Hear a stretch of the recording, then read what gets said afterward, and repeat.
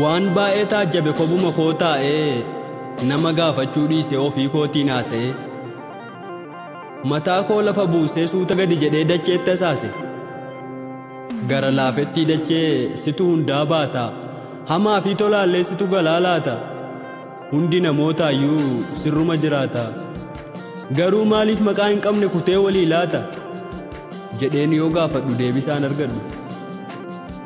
mataa koo ol qabadhee bitaaf mirga ilaalee homtuu na cinaa hin jiru anaaf ana malee anumti nama lama tahee wal loluu eegale gaafiin deebii dhabde mana kootti gale isinuu na taajjabdu yoo na yaafiraa gurbaan hin maraate moo sila nagaa jiraa maaliif hoggayyuu jechootaan nu dira akka naan hin jenne ani hin maraanne lakki nagaa jira garuu waatu na dubbisa waatu na kakaasa hiriyyattu hiriyyaa isaa summii aannaniin makee obaasa hayyaa baraa gaangettuu ilmoo dhale ilmattu abbaa isaa gadi ciibsee ableedhaan qale wallaalatuu beekaa tuffate yeroo wallaalaan afaan banu beekaan immoo afaan cufate luynattu goota tahee goonni immoo biyyaa ba'e ilma nu guddifnettu uleedhaan nu dha'e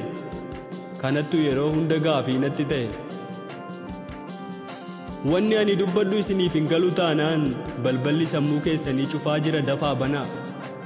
gariin keessaan dhufee maal taate yaana mana maaliif jechootaan nu dirta hoggayyuu ala kana jedhee na gaafata nu hiikimee yaana mana Oromoon dubbii naa hiikiif deemee gandan naqu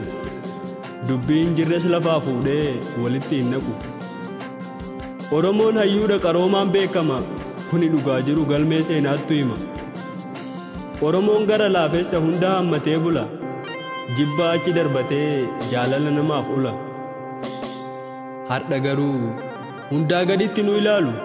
daandii imalaa nu dhorganii qoree nu jalatti awwaalu beekaa keenya doorsisu hayyuu keenya ajjeesu abbaa gadaa rasaasa itti roobsu haadha siinqee dhiitanii gaggabsu ekeraa lafaa baasanii qe'ee keenyatti dhaabu du'aan jaraa gatii argatee keenya immoo jiraanuu gatii hin qabu anis kanuma afan jechootaan si dira har'uma nu ajjeeftu malee nuufis guyyaan jira